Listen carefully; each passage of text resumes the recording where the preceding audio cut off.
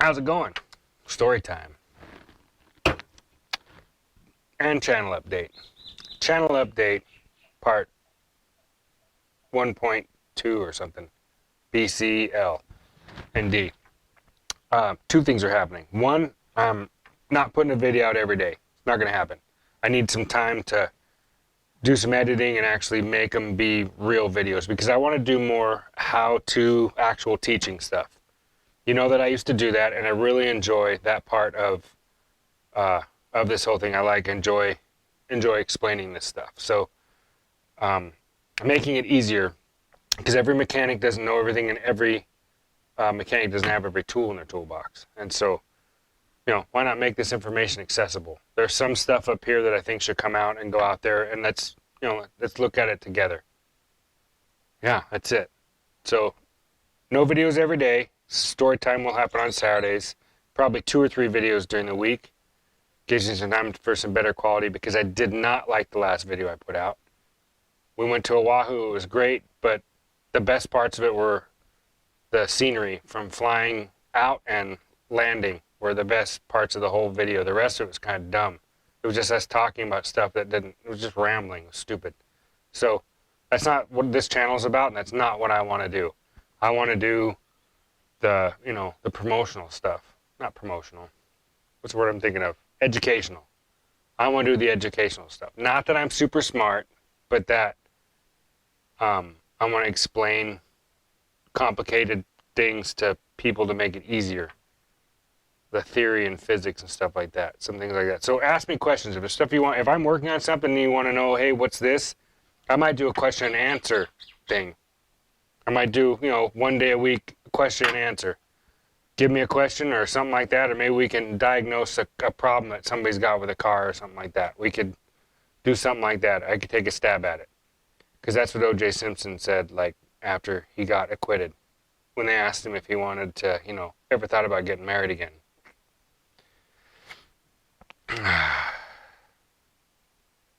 Yeah. But yeah, enjoy the story. It's about me teaching. I had a lot of fun. Oh, and I want you to think about this. Because I know what you're thinking. Because this is what I've been thinking about. Is, what do they call a doctor that got D's in med school? The answer is doctor. See you guys later. I wanted to tell you a story about teaching. And in my experience being a professor for Boise State doing the automotive program, there's lots of stories. I had lots of experiences there, but it was really, really fun. And I couldn't really decide until a few minutes ago which one I wanted to tell you. And so I'll go with the beginning days of class, what my first week at school would be like. I had a little bit different way of teaching it. I was pretty strict as far as attendance and grade passing and things like that. Everybody started with an A, but just like in any job, if you no-call, no-showed, you went down the letter grade. Didn't matter. And in my class, you needed a C to pass. And I always had a student every year, they'd be like, or every time we had the class, they would say, yeah, but the school regulation is, a D. If I get a D in this class, I pass. And I said, you're not hearing me. If you think I'm letting you leave this class and move on to another class and share in the industry that I love for being, as a D student, you got another thing coming. There's lots of things that can put someone as a C student, but a D student, there's 2 things I couldn't teach them, and I would tell them this. There's 2 things I can't teach you. 1 is aptitude, 2 is desire. And we're not talking about, sitting in a classroom with a bunch of books and, trying to get a letter grade. For me, I was looking for, who really wants to be in there and who is mechanically inclined and has the desire and aptitude. That's what I was going to push on into the next class, because I knew in the next classes, if I got rid of all the disciplinary issues and all the people that were trying to do homework out from their other classes in there, some guy's doing English in my class, he's not present, he's absent, those kinds of things. If I get rid of that, then the next teachers that are teaching the next advanced subjects, they don't have to deal with all that stuff. So I just had the biggest class, and I would just kind of weed them out. And the other thing I wed them out with was everything I wed them out with, everything I was using to weed them out was I drug tested in the first week. And that would get rid of like half the students that showed up, like immediately. And I would tell them the same thing. If you think I'm going out there in a shop with one of you guys that's high or drunk or something like that in a shop under these lifts and stuff like that, you're nuts.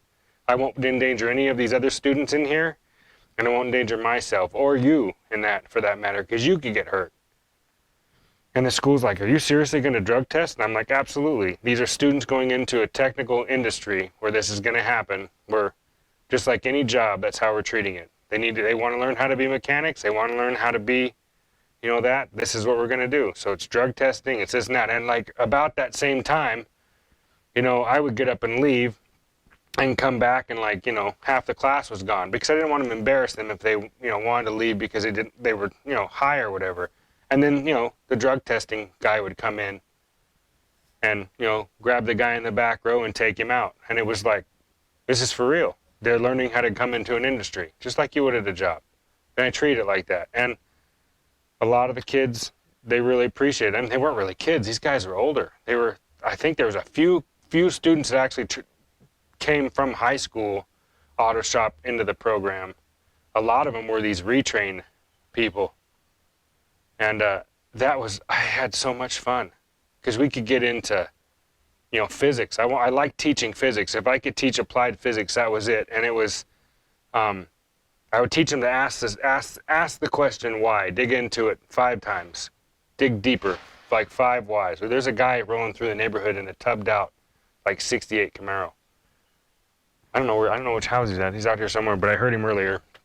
He rolled by. But so I asked why. Look at this. Why is my carburetor leaking? Well, I don't know. And then so you dig a little deeper. What's the next thing? Well, why is this hose clamp loose? I don't know. Or just, and just keep going on. Or how about automatic transmission? Why does it do that? Well, why does that do that? Why does this do that? Why does that do that? And you can get down to the root, usually in like 5, down to the principle, actual physical method or theory of it. You can get to the actual base of it within like 5 questions, usually like 5 times asking why. And so that's where we would go. Thermodynamics, we'd get into fluid dynamics. We'd get into like all sorts of stuff because I would tell them right off the bat that you already know everything you need to know.